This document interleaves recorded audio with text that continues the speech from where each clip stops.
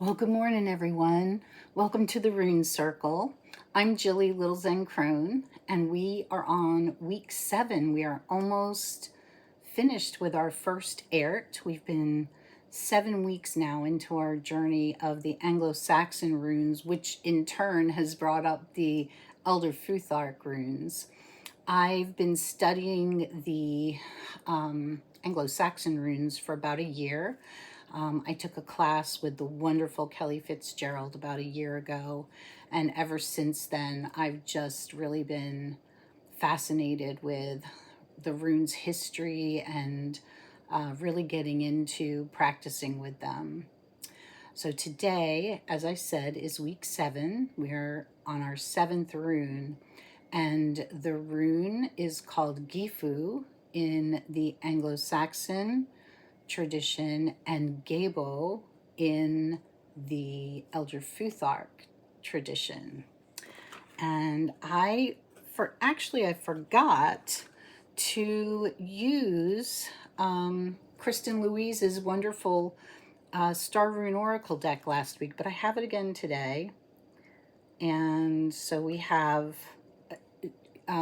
Kristen Louise studies the Elder Futhark, and so we have the Elder Futhark Gebo, and this one she has as reciprocity. And this is her take on these runes. This one is a generous spirit.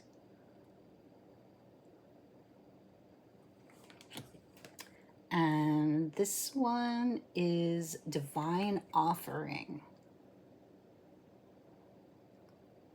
But as you can see, and as you saw at the beginning of the video, this rune is represented by what looks to be an X, right? I mean, it is an X.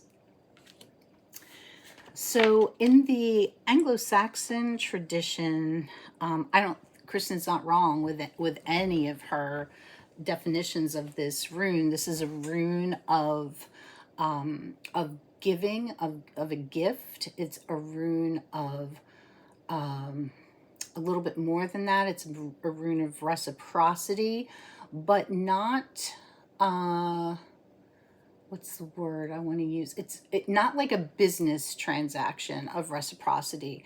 This is about the connection between the giver and the receiver, the oneness, the alikeness of the giver and the receiver. It's about seeing that we are more alike than we are different.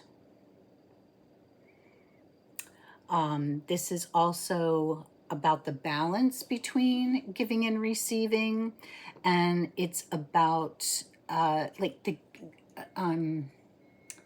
divine gifts or our natural gifts and talents as well. So the symbol of this, the X, is also called the pagan's cross, and sometimes it's referred to as the St. Andrew's cross. Now, I did not look this up before I started this video, but if I'm correct, I believe St. Andrew was crucified, and when he was crucified, he didn't think he was worthy to be crucified on a cross like Jesus, so he was crucified differently, and I could be wrong on that. So if I am, please somebody correct me, but I think that's it. But in the pagan tradition, this cross is it's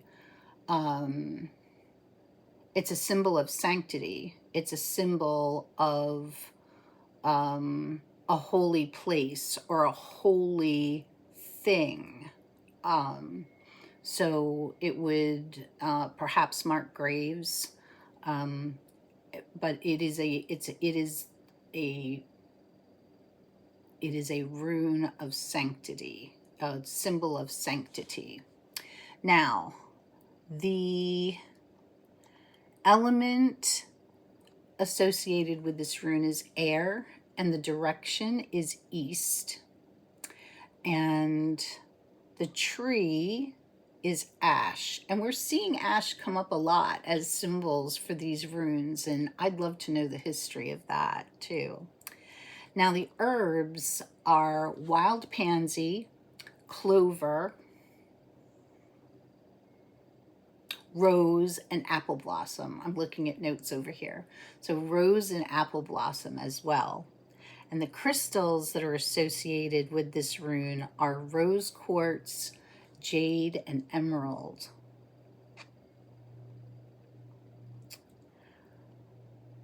So let's look at the rune poem, because this is really interesting too. So in the Anglo-Saxon tradition, the rune poem for Gyfu says, "Gift is for every man a pride and praise, help and worthiness, and of every homeless adventurer, support and substance." So as you can imagine, gift for every man, a pride and praise. So yeah, we are most times happy to give, and maybe sometimes prideful, although I think that that would like undo that balance a little bit. What do you think? And it does help, and it does give us a feeling of worthiness. And of every homeless adventurer, so imagine, because, you know, a lot of these people were nomadic. I mean, they moved around, and also people, you know, particularly, well, people traveled a lot, and when they traveled, they were on horseback. They left their homes frequently and went to other places. And so a gift would be a support and substance. Now, that I could find, there is not mention of Gyfu or Gebo, which is the Elder Futhark word that is used in either the Elder Futhark rune poem or the Icelandic rune poem. So I wonder, first of all, I wonder if anybody has any reference to it being used in the Elder Futhark poem. So if Gebo is used and it's a different word, or there's a different, let me know about that, please. And if not, like, I wonder then how this rune became part of the Elder Futhark tradition. Interesting. Okay, and then the way that it's used. So this rune is used in ceremonies involving hand fastings, partnerships. It is, you can also, again, wear it as a talisman to attract friendship or a romantic relationship. Again, I think magically, if you're working with this rune for a particular intention, you could be stirring it into food, you could be tracing it on yourself, you could be writing it on intentions. I know that for myself, I will write my intentions and fold it and then write the rune on it, and like hold it and intend that energy into it, you know. What else? Oh, binding runes, bind runes. So Gyfu is often used in a bind rune. It's considered like a rune of maybe good luck. So it's combined with the rune that we're going to talk about next week, which is Win.